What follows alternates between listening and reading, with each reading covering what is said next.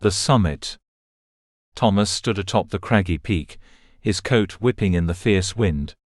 Below him, a roiling sea of mist obscured the valleys and lower slopes, broken only by the occasional rocky spire jutting through like the prow of a ship.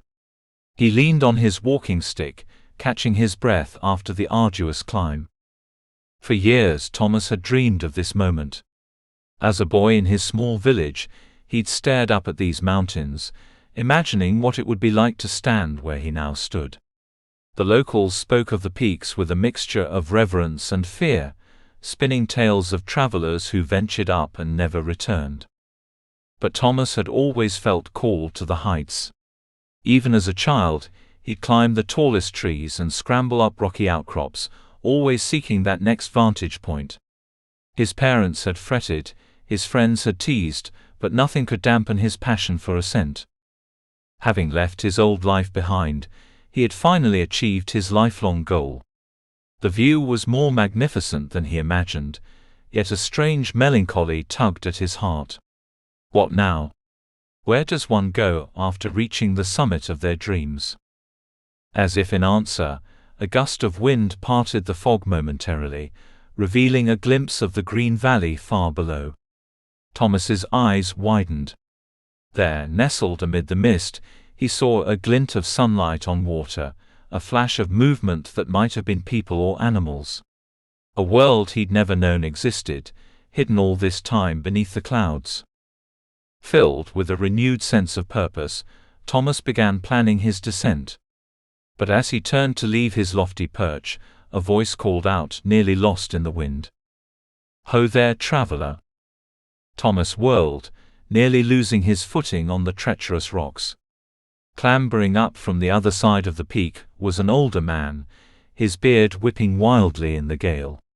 Despite his apparent age, he moved with the sure-footed grace of a mountain goat. "I'm surprised to find another soul up here," the old man said as he reached the summit. "Most folks prefer to admire the mountains from below." Thomas nodded, still too stunned to speak. He thought himself alone in this barren, windswept place. The older man chuckled at his silence. "Cat got your tongue, boy? Or is it the thin air? Come, sit with me a spell. The view's better with the company."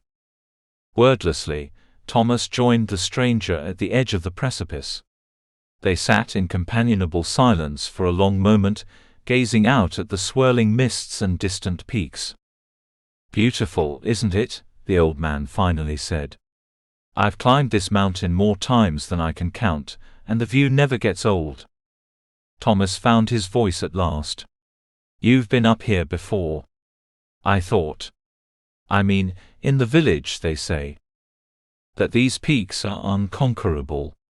The older man's eyes twinkled with amusement. "Oh yes, I know the stories they tell down below. Easier to believe the mountains are impassable than to admit you're too afraid to try." "But why?" Thomas asked. "Why keep it a secret?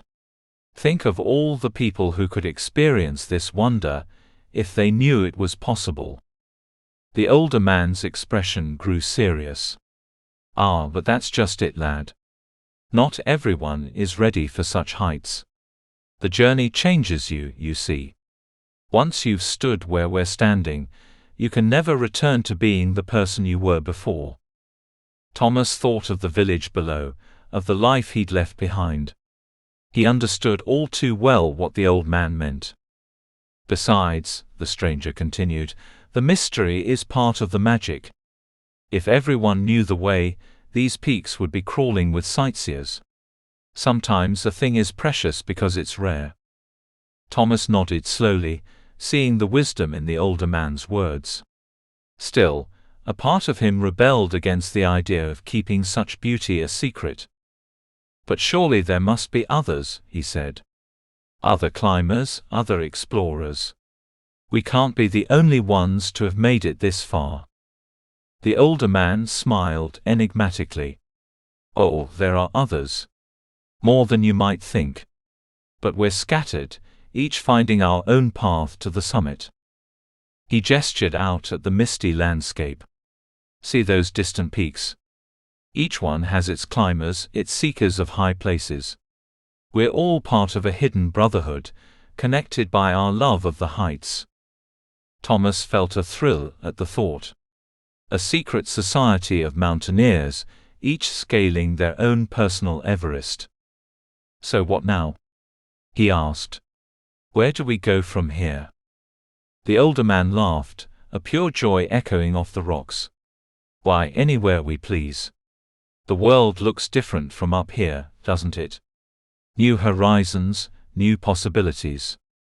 He pointed to the spot where Thomas had glimpsed the hidden valley.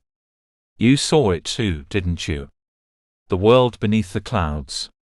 That's your next adventure if you choose to accept it. Thomas was ecstatic at the prospect. Will you come with me? He asked impulsively. The older man shook his head, smiling gently. No, lad. My path leads elsewhere. But don't worry, you'll find others along the way. Fellow travelers, each on their journey. He stood, brushing off his trousers. Well, I'd best be off. Places to go, peaks to climb. Wait, Thomas called as the older man turned to leave. I don't even know your name. The stranger paused, considering. Names have power, you know. But I suppose you can call me the Wanderer. And you, lad? What shall I call you? Thomas thought for a moment. I've always been Thomas. But up here, looking out at all this. He gestured to the majestic view. Call me the Seeker. The Wanderer nodded approvingly. Well met, Seeker.